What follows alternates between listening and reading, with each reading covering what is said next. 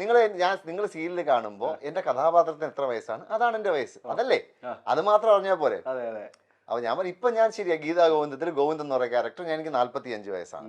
അപ്പൊ എനിക്ക് 45 വയസ്സാണ്. ഞാൻ അത് അതാ പറഞ്ഞു ഗോവിന്ദൻ ഇപ്പൊ എത്ര വയസ്സാണ് അതാണ് എന്റെ വയസ്സ്. അല്ല അതാ പറഞ്ഞത് ഗോവിന്ദൻ എത്ര വയസ്സാണ് ആ വയസ്സാണ് എന്റേത്. ഇരുത്തിക്കൊണ്ട് പറയല്ല, ചേട്ടൻ ഭയങ്കര ഫെയർ ആ ചേട്ടൻ. അതായത് ഫെയർ എന്ന് വെച്ചാൽ ഒരു സിനിമ നമുക്ക് പറയാൻ പറ്റും ചേട്ടനെ കണ്ട അല്ലേ, അത്ര ഒരു പറയാം. പക്ഷെ ഇല്ല ചേട്ടാ, ചേട്ടൻ കാണാൻ ഭയങ്കര കാഴ്ചയും ഒരു മമ്മൂട്ടി ലുക്കും ഉണ്ട്. നായികയാണെന്നാണോ കൂടി പറയത്തില്ലല്ലോ. അതെ നായികൻ തന്നെയാണ് കാര്യം. എന്റെ നായികമാർ ഇങ്ങനെ കുട്ടിയുടെ സീക്രട്ട് ചോദിച്ചാൽ തിരിച്ചും പറയണ്ടേ എന്റെ നായകൻ പറയാ. പറയണോ? പറ. ഭയങ്കര ഫാൻ ബേസ് ആയി പറഞ്ഞ പോലെ. നിങ്ങളുടെ പല വീഡിയോസും വൈറലാണ്. നിങ്ങൾ ഒരിടയ്ക്ക് നിങ്ങളുടെ റൊമാൻറ്റിക് സോങ് ഭയങ്കരമായിട്ട് മില്യൻസ് അടിച്ചു. ഇപ്പൊ കഥ എവിടെ എത്തി നിൽക്കുന്നുണ്ട് നിങ്ങളുടെ സീരിയലിലെ? കഥ ഇപ്പം ഉള്ളില് നിങ്ങൾ ഒന്നിക്കോ? അതെ തീർച്ചയായിട്ടും. ഗീതാ ഗോവിന്ദം എന്ന് പറയുന്ന സമയത്ത് അത് അതിനകത്ത് ഒന്നിക്കണമല്ലോ. അത് എപ്പോഴെങ്കിലും അത് എപ്പോ ആവും എന്നുള്ളതാണ്. അല്ലെങ്കിൽ അതിലോട്ട് വരുന്ന ഒരു യാത്രയാണ് അതിന്റെ അകത്തൊരു പ്രശ്നങ്ങൾ. ആ വൃത്തികെട്ടവൻ ചേട്ടാ ഇപ്പൊ മാറി കഥയിൽ നിന്ന്.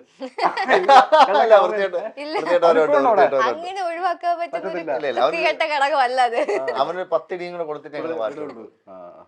ഇപ്പൊ എന്തായാലും ഇപ്പൊ കഥ ഇപ്പൊ എന്താ പറയാ, എന്റെ മനസ്സിൽ പ്രണയമുണ്ട്. പക്ഷെ എനിക്കത് പ്രകടിപ്പിക്കാൻ പറ്റുന്നില്ല. എനിക്ക് ദേഷ്യമാണ്. ഇനിയിപ്പോ ഇവളെ കല്യാണം ജീവിതത്തിൽ ഒരിക്കലും കല്യാണം കഴിക്കില്ല എന്ന് പറഞ്ഞ് നിൽക്കുകയാണ്.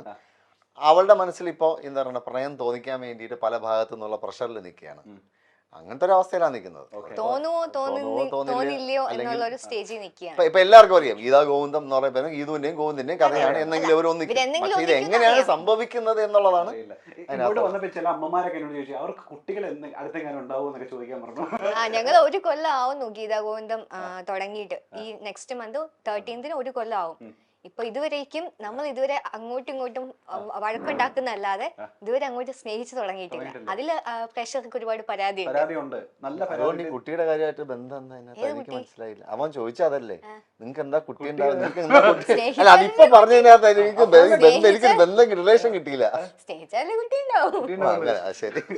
ഇതിപ്പോ താങ്കളുടെ ഫസ്റ്റ് സീരിയല ചേട്ടൻ ഇവിടെ വർഷങ്ങളായിട്ട് നായകനായിട്ടും വില്ലനായിട്ടൊക്കെ ഇങ്ങനെ തെളിയിച്ചുകൊണ്ടിരിക്കുകയാണ്. ഫസ്റ്റ് സീരിയൽ ഇറങ്ങിയതിനു ശേഷമേ സീരിയലിന്റെ ഒരു എഫക്ട് എന്ന് വെച്ച് കഴിഞ്ഞാൽ പെട്ടെന്ന് ആൾക്കാർ ഏറ്റെടുക്കും. എങ്ങനെയുണ്ട് after effects serial first serial കഴിഞ്ഞതിന് ശേഷം? ഞാൻ ഇതിനു മുമ്പ് ഒരു മൂവി ചെയ്തിട്ടുണ്ടായിരുന്നു.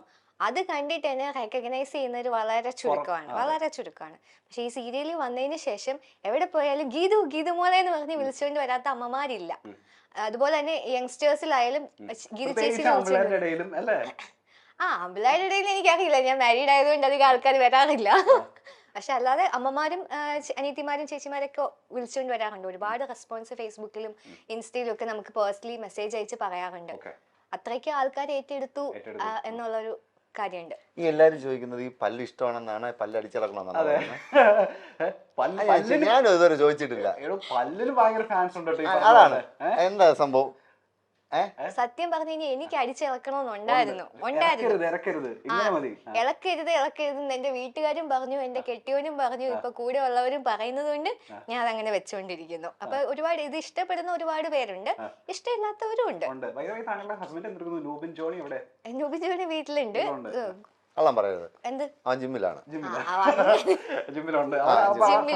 നമ്മളിപ്പോ വിളിച്ച് പറഞ്ഞല്ലോ നമ്മൾ തിരിച്ച് പോകുമ്പോ ജിമ്മിലാണ്. എനിക്ക് എന്നെ അവിടെ ഇൻട്രോഡ്യൂസ് ചെയ്യാൻ എനിക്കൊരു ആളെ പരിചയപ്പെടുത്തരാന്ന് പറഞ്ഞിട്ടുണ്ട്. അതാണ് എനിക്ക് കൃത്യമായിട്ട് ഓർമ്മ. ചേട്ടാ ഇപ്പൊ നിങ്ങളുടെ ഇന്റർവ്യൂസ് എടുക്കുന്ന സമയത്ത് നിങ്ങൾ പരസ്പരം അങ്ങോട്ടും ഇങ്ങോട്ടും നല്ല പുകഴ്ത്തല. എന്റെ നായിക ഇങ്ങനെയാണ്, ചേട്ടൻ ഭയങ്കര സഹായമാണ്, ചേട്ടൻ കുറെ ഇംപ്രൂവൈസേഷൻ ചെയ്യാൻ വേണ്ടി കുറെ കാര്യങ്ങൾ കൊടുക്കുന്നു. ഇനി അതൊന്നും കേൾക്കണ്ട, നിങ്ങളെ പറ്റി നല്ല കാര്യങ്ങളൊന്നും കേൾക്കണ്ട. പരസ്പരം ഇറിറ്റേറ്റിംഗ് ആയിട്ട് തോന്നുന്ന കാര്യങ്ങൾ എന്താ സെറ്റിലുള്ള സമയത്ത്? മനസ്സ് തുറക്കാറുണ്ടെന്ന് എനിക്കറിയാം. എന്നും ഒരു കിൻഡൽ കണക്കിന് ഉപദേശമായിട്ട് വരും. ഒരു കിൻഡൽ കണക്കിന് ഉപദേശം. എന്തുകൊണ്ട്? അതാണ് അതിന്റെ അകത്തുള്ള എന്റെ കാര്യം. ശരി, ഞാനൊരു ബിഗിനറാണ്. ബിഗിനറിന്റേതായിട്ടുള്ള കുറച്ച് ബുദ്ധിമുട്ടുകളും സ്ട്രഗിൾസ് ഉണ്ട്. പ്രാക്ടീസ് ഇല്ലല്ലോ. അപ്പൊ എനിക്ക് ചൂടൊക്കെ എടുക്കും. ഒന്നാമത് ഇവിടെ ഭയങ്കര ചൂടാണ്. അപ്പം ഞാൻ ഇതൊന്നും പറയണ്ടല്ലോ, എല്ലാം പറയുന്നുണ്ട്. ഇത്രയും ലൈറ്റ്സ് എല്ലാം വെച്ച് നമ്മൾ രാവിലെ മുതൽ വൈകുന്നേരം വരെ സീൻസ് ഇങ്ങനെ ചെയ്തുകൊണ്ടിരിക്കുമ്പോൾ നമ്മൾ ഭയങ്കരമായിട്ട് വേർക്കും. നമുക്ക് വേറെ ഓപ്ഷൻ ഒന്നും ഇല്ല, ചെയ്താലേ പറ്റൂ. അപ്പൊ ഞാൻ ചൂടെടുക്കുന്നു ഇങ്ങനെ പറഞ്ഞുകൊണ്ടിരിക്കും. നമ്മുടെ ഒരു സമാധാനത്തിന്. അതൊരു കുറ്റമാണോ അതിന്? അപ്പൊ തുടങ്ങും, നീ എവിടെ ഉണ്ടായത്, നീ അങ്ങ് AC ചൈനയിൽ അങ്ങ് AC വെച്ച് ഉണ്ടായത്, ഇങ്ങനെയാ എല്ലാവരും കഷ്ടപ്പെട്ട് തന്നെയാണ്, നിനക്ക് ഇതൊന്നും അനുഭവിക്കാത്തോണ്ടാന്ന് പറഞ്ഞു ഒരു അപ്പൊ തന്നെ ഫോൺ എടുത്ത് കുത്തിയിട്ട് ചൈനയിലെ 10 ഫോട്ടോ കാണിച്ചിട്ട് മഞ്ഞിന്റെ ഇടയിൽ നിങ്ങൾ ഞാൻ ഇവിടെയാണ് ജനിച്ചത്, ഞാൻ ഇവിടെയാണ് വളർന്നത്, അതൊന്നും ഞാൻ പറഞ്ഞിട്ടില്ല, ചുമ്മാ. എന്നിട്ട് പറഞ്ഞു ചൂട് സഹിക്കാൻ പറ്റാത്തതുകൊണ്ട് കല്യാണം കഴിച്ചത് മൂന്നാറിലുള്ള ചെറുക്കനെയാണ്. കറക്റ്റ് ആണ്.